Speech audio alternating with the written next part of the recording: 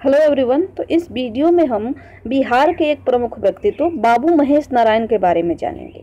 तो बाबू महेश नारायण के बारे में आपको ज़्यादा जानकारी नहीं मिलेगी, तो इंटरनेट पर सर्च के माध्यम से मुझे जो कुछ भी मिला है, जो इम्पोर्टेंट है, वो आप लोगों के सामने मैं इस वीडियो में बताने का प्रयास करूंगी। तो आइए जानते हैं बाबू महेश नारायण से जुड़े कुछ बातें जो कि हमारे लिए परीक्षा की दृष्टि से इम्पोर्टेंट है।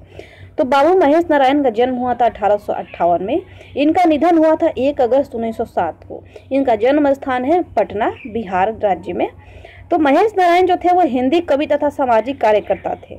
वे आधुनिक बिहार के निर्माता के रूप से भी जाने जाते हैं। बाबू महेश नारायण का जन्म 1858 ईस्वी में पटना में हुआ था। इनके पिता का नाम मुंशी भगवती चरण था, जो संस्कृत और फारसी के महान विद्वानों में से एक थे। उन्होंने महेश नारायण को शुरू से ही विकास का ऐसा वातावरण प्रदान किया जिसके कारण बचपन से ही उनके अंदर कुछ कर गुजरने की चाह बनी रही। पटना से एंट्रेंस की परीक्षा पास करने के बाद वह उच्च शिक्षा के लिए कोलकाता चले गए।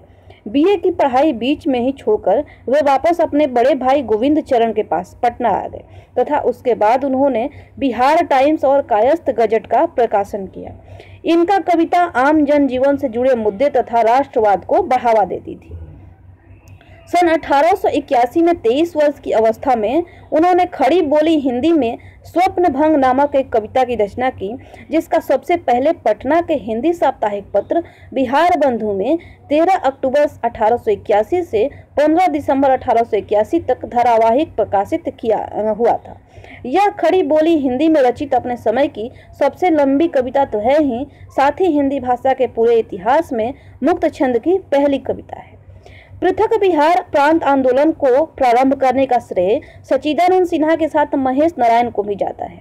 1906 में इन्होंने सच्चिदानंद सिन्हा के साथ मिलकर पार्टीशन ऑफ बंगाल और सेपरेशन ऑफ बिहार नामक पुस्तक लिखी। यह पत्रिका द बिहार टाइम्स के माध्यम से बिहार के पृथककरण के लिए लेख लिखते रहते थे।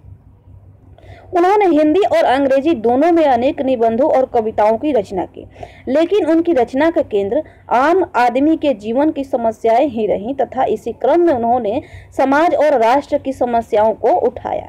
हिंदी भाषा की जनता की अस्मिता के लिए उन्होंने लगातार हिंदी की वकालत की तथा अपने द्वारा संपादित पत्रों के संपादकीय में भारतीय राष्ट्रीयता के सवाल को उठाया।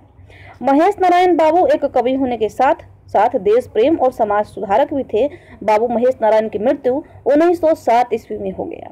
तो ये था महेश नारायण बाबू के बारे में। तो इनमें इम्पोर्टेंट हमारे लिए ये है कि इन्होंने जो सबसे पहला सबसे मुक्त छंद की पहली कविता को जो रचना की थी, उनका नाम था स्वप्न भंग, और ये 23 वर्ष की अवस्था में 1881 में इन्होंने इसकी रचना की थी। इसका जो प्रकाशन था वो बिहार बंधु जो साप्ताहिक पत्रिका था, उसमें 13 अक्टूबर 1881 को पहली बार किया गया। साथ ही इन्होंने सच्चिदानंद सिन्हा के साथ मिलकर 1906 में पार्टीशन ऑफ बंगाल और सेपरेशन ऑफ बिहार नामक पुस्तक लिखी। तो बिहार टाइम्स के माध्यम से बिहार पृथककरण के लिए लेख लिखते रहते थे। तो इनकी ही पत्रिका थी द बिहार टाइम्स।